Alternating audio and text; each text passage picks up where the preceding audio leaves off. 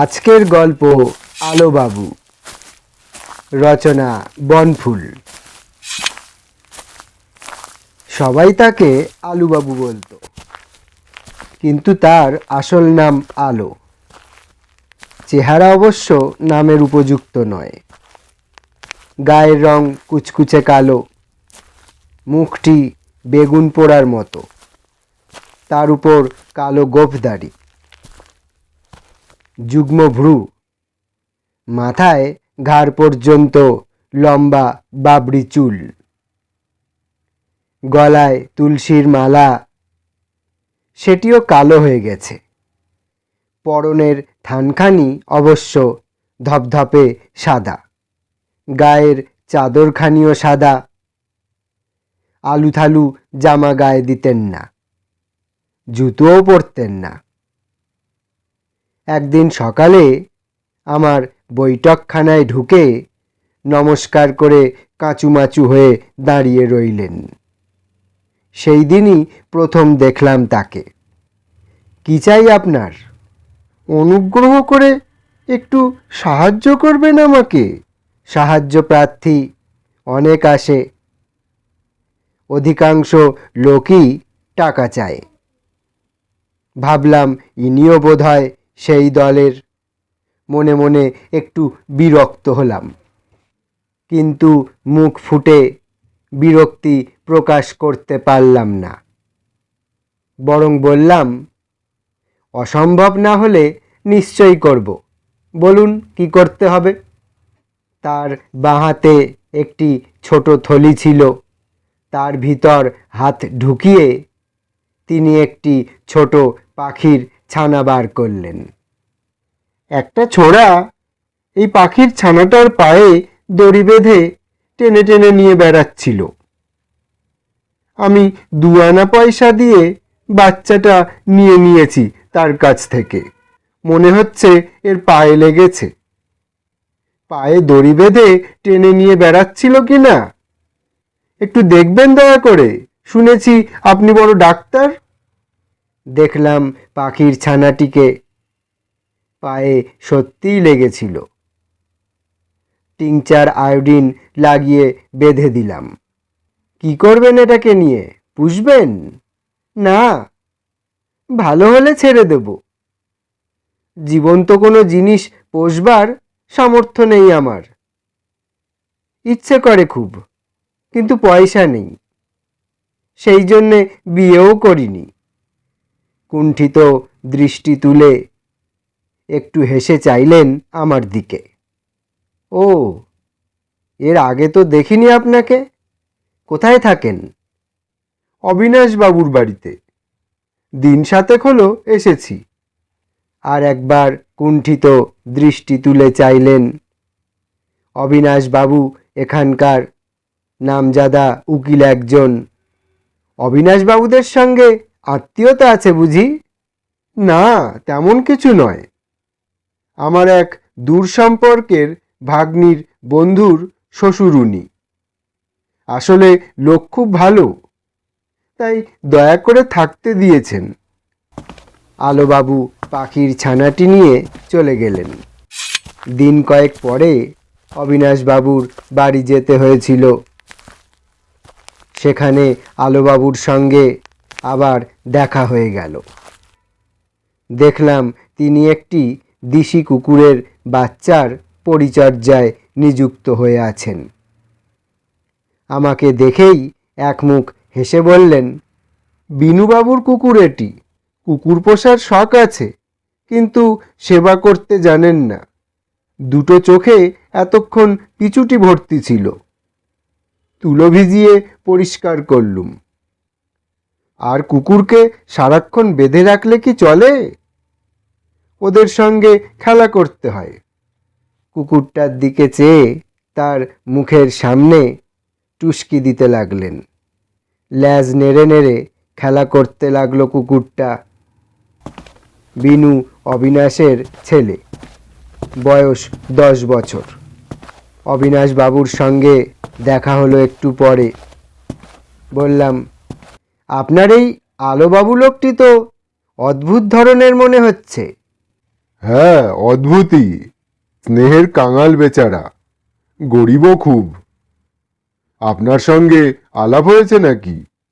হ্যাঁ, এক পাখি পেশেন্ট নিয়ে গিয়েছিল আমার কাছে। দেখবেন তো, যদি ওর চাকরি বাকরি জুটিয়ে দিতে পারেন কোথাও। সেবা করতে বড় ভালোবাসে, বিশেষত সেবার পাত্র বা পাত্রী যদি অসহায় হয়। দিন কতক পরে সিভিল সার্জনের সঙ্গে দেখা হলো। একসঙ্গে কলেজে পড়েছিলুম। কথায় কথায় আলোবাবুর কথা উঠে পড়ল। সিভিল সার্জন বললে, এখানকার হাসপাতালে ওকে প্রবেশনের ড্রেসার করে ঢুকিয়ে দিতে পারি, তবে 10 টাকার বেশি এখন পাবে না। পরীক্ষায় পাশ করলে তখন মাইনে বাড়বে। আলোবাবু হাসপাতালের আউটডোরে রোগীদের ঘা ধোয়াতে লাগলেন। মাসখানেক পরেই কিন্তু চাকরিটি গেল তার। একদিন আমার ল্যাবরেটরিতে এসে শুষ্ক মুখে বসে আছেন। কি খবর? আমাকে দূর করে দিলে কেন? একটা লোকের পায়ের ঘা কিছুতেই সারছিল না। সেই আমাকে একটা ওষুধ দেখিয়ে দিয়ে বললে, ওই ওষুধটা দাও, তাহলে সেরে যাবে। ওটা লাগিয়ে অনেকের নাকি সেরে গেছে।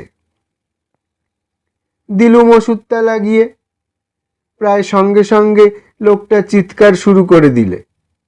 সে এক হৈ হৈ ব্যাপার। ডাক্তারবাবু এলেন। তিনি তো চোটেই লাল। বললেন, কার হুকুমে তুমি গায়ে কার্বলিক অ্যাসিড ঢেলে দিয়েছ? আমি আর কি বলবো, চুপ করে রইলাম। ডাক্তারবাবু আমাকে দূর করে দিলেন। আমি ওর ভালোর জন্যই ওষুধটা দিয়েছিলাম, আর ওর কথাতেই দিয়েছিলাম। আমি চুপ করে রইলাম। কি আর বলবো। সত্যি অন্যায় কাজ করেছেন। কিছুক্ষণ বসে থেকে আলোবাবু চলে গেলেন। কষ্ট হতে লাগলো ভদ্রলোকের জন্য, কিন্তু কি করব ভেবে পেলাম না। দিন কয়েক পরে অবিনাশবাবুর বাড়ি থেকেও বিদায় নিতে হলো আলোবাবুকে। শুনলাম অবিনাশবাবুর স্ত্রী দূর করে দিয়েছেন তাকে। আলোবাবু যা করেছিলেন তা কোনো মা সহ্য করতে পারেন না। তিনি এক বগলে কুকুরের বাচ্চাটা আর এক বগলে অবিনাশবাবুর শিশুপুত্র তিনুকে নিয়ে একবার কুকুরটার মুখে আর সঙ্গে সঙ্গে তিনুর মুখে চুমু খাচ্ছিলেন। অবশেষে আমি আশ্রয় দিলাম আলোবাবুকে। একদিন সন্ধ্যের পর এসে দেখলাম তিনি একটা শোলার হ্যাট বাজিয়ে গুনগুন করে গান গাইছেন। আপনি গান বাজনা জানেন নাকি? কুণ্ঠিত মুখে উঠে দাঁড়ালেন তিনি। এককালে ডুগি তবলা বাজাতে পারতাম, দৈন্যের দায়ে সব বেচে দিয়েছি, এখন হ্যাট বাজাই। বলা বাহুল্য, খুব কৌতুক অনুভব করলাম। হ্যাট পেলেন কোত্থেকে? অনেক আগে স্যুট পরতাম, সব গেছে, ওই হ্যাটটি আছে কেবল। আলোবাবুর আরও পরিচয় পেলাম দিন কয়েক পর। একদিন দেখি তিনি ছুটতে ছুটতে আসছেন। কি হলো, ছুটছেন কেন? 10টা বেজে গেছে, আমার ঘড়িতে দম দেওয়া হয়নি এখনো। রামবাবুর গাইটার বাচ্চা হয়েছে শুনে দেখতে গিয়েছিলাম। হঠাৎ শুনতে পেলাম তার বৈঠকখানার ঘড়িতে টং টং করে 10টা বেজে গেল। তখনই ছুটলাম। আমার ঘড়িতে ঠিক 10টার সময় দম দিই। আমাদের যেমন খাবার, ঘড়ির তেমনি দম। বেচারির খেতে দেরি হয়ে গেল আজকে। তাড়াতাড়ি ঢুকে পড়লেন নিজের ঘরে। আমি একটু অবাক হয়ে গেলাম। আলোবাবুর যে ঘড়ি আছে তা জানতাম না। তার পিছু পিছু এসে একটু আড়াল থেকে দেখতে লাগলাম। দেখলাম ঘরে ঢুকেই তিনি নিজের ভাঙা তোরঙ্গটা খুললেন আর ভেতর থেকে বার করলেন একটি ছোট টিনের বাক্স। বাক্সের ভিতর থেকে একটা ন্যাকড়ার ছোট পুটুলির মতো কি বার করলেন। ন্যাকড়াটি খুলতেই লাল রঙের শালুর পুটুলি বেরিয়ে পড়ল। সেটি খুললেন, বেরুলো রেশমি ন্যাকড়ার পুটুলি। সেটি খুলতেই বের হলো খানিকটা তুলো, তারপর ছোট্ট ঘড়িটি। 3 পুরু কাপড় ঢাকা ঘড়িটিকে আঙুলের মতো রাখতেন তিনি সযত্নে। ঘড়িটি বার করে চাপটালি খেয়ে বসলেন। তারপর চোখ বুজে ধীরে ধীরে দম দিতে লাগলেন। মনে হলো যেন পুজো করছেন। অবিনাশবাবুর কথাটা মনে পড়ল।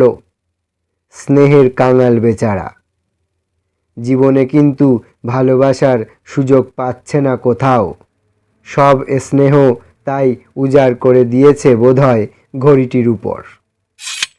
একদিন ল্যাবরেটরি থেকে ফিরে দেখি আলোবাবু হ্যাড বাজিয়ে তারস্বরে গান গাইছেন। 2টি লাইন বারবার গাইছেন। আমায় ওরা সইল না কেউ, আমার কাছে রইল না কেউ। আমি খানিকক্ষণ দাঁড়িয়ে রইলাম অবাক হয়ে। এমন গলা ছেড়ে গান গাইতে শুনিনি কখনো তাকে। দাঁড়িয়ে থাকতে দেখে থেমে গেলেন তিনি। আজ এত জোরে গান গাইছেন যে? এমনি। তারপর আমার দিকে চেয়ে কুণ্ঠিত হাসি হেসে বললেন, আমার ঘড়িটা চুরি হয়ে গেছে। ঠিক সময় হয়তো ভালো করে দম দিতে পারবে না। টপ টপ করে তার চোখ দিয়ে জল গড়িয়ে পড়ল কয়েক ফোঁটা। আলোবাবু এখন পাগলা গারদে আছেন। সমাজের সঙ্গে নিজেকে তিনি খাপ খাওয়াতে পারলেন না কিছুতে।